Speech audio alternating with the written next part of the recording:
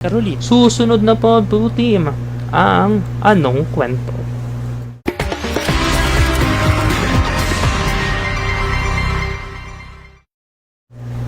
Ito na nga ang ating kwento ngayon, Blue Team. Kanina, pinasadahan na po natin sa headlines natin yung 9 na taong gulang po na bata, no, sa Tondo sa Maynila. Ano bang nangyari sa kanya? Marahil marami na siguro na nagsisirculate sa social media, particular na sa Facebook, no, nung video ng isang bata na sugatan, no, nasugatan po, no, dahil po yan sa paputok. At merong isang bata na nakahandusay na parang meron dun sa ilang video na yon na parang yung ilang parte ng katawan, no, babala po, no, sensitibong balita ang inyong matutunghayan.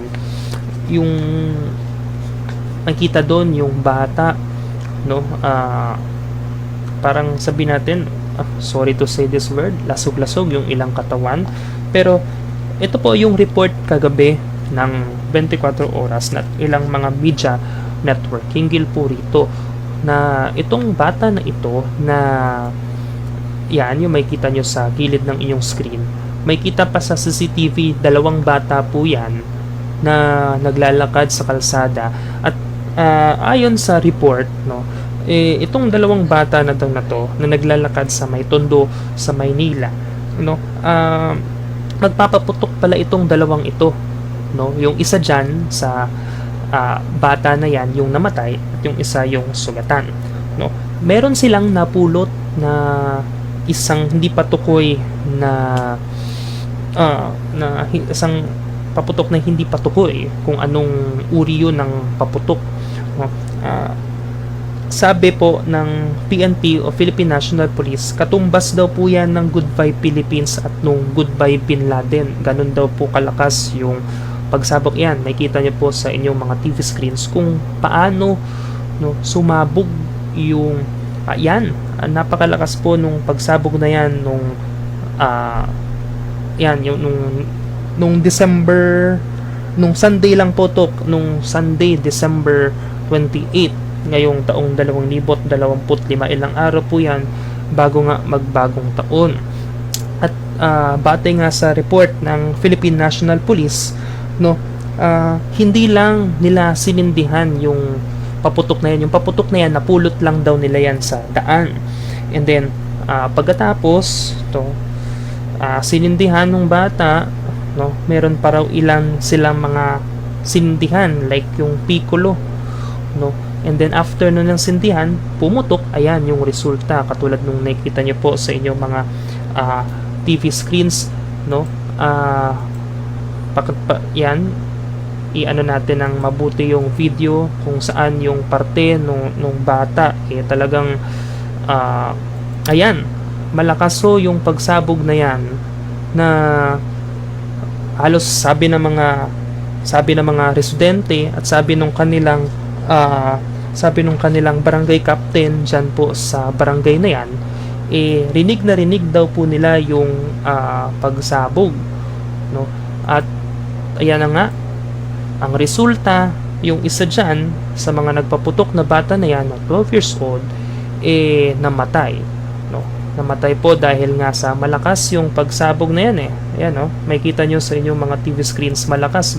Galing po yan sa CCTV mismo ng barangay barangay 223 sa Tondo po yan sa Maynila. Narito po yung pahayag ng Philippine National Police single po dyan. Habang sila ay naglalakad, may napulot sila sa kalsada ng mga paputok. At dahil nga ito ay mga bata na curious, sinindihan itong isa, sinindihan niya yung nakuha niyang paputok, ito yung piccolo.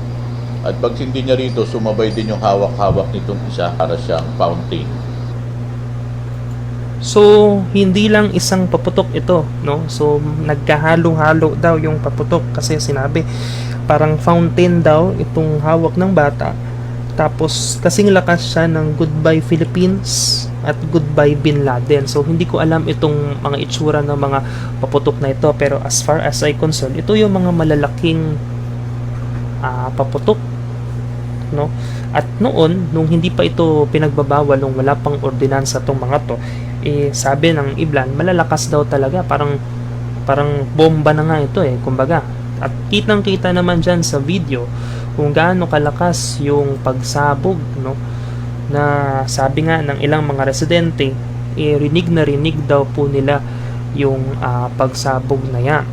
Actually nga, no, Blue Team, no, yung isa dyan na biktima, yung bata na nasabugan ng paputok, siya po ay si Cesar Ruchel. Ruzel yata to, Ruchel yata yung pagkakabanggit. I'm sorry for kung maliman yung aking pagkabanggit. No? Sinabi dito na dead on the spot na po siya nang natagpuan ng pulisya. No? At yung isa naman na kasama niya dyan sa video, no, ay na 12 years old din, sugatan naman po at kailangan na operahan dahil nga po sa injury na natamo nito sa balikat, no?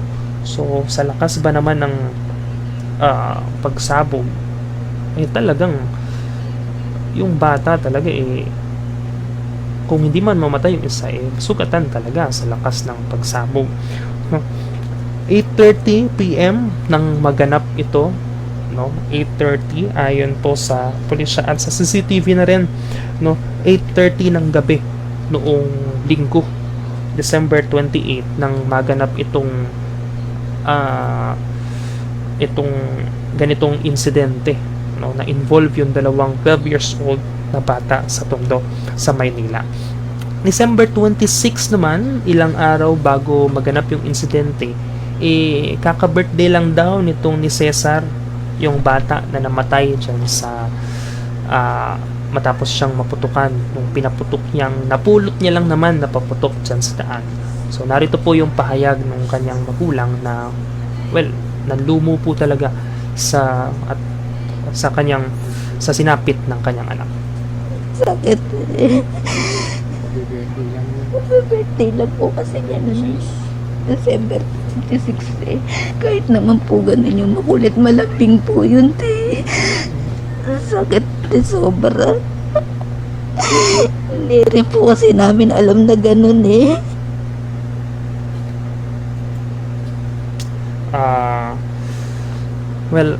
Sabi nila, tulad nga na sinabi, kaka-birthday lang itong December 26 at nangyari nga itong insidente na ito na sumabog po, no, o nasabugan, naputukan po siya. Ayan, no, napakalakas po ng pagsabog na yan, no, ng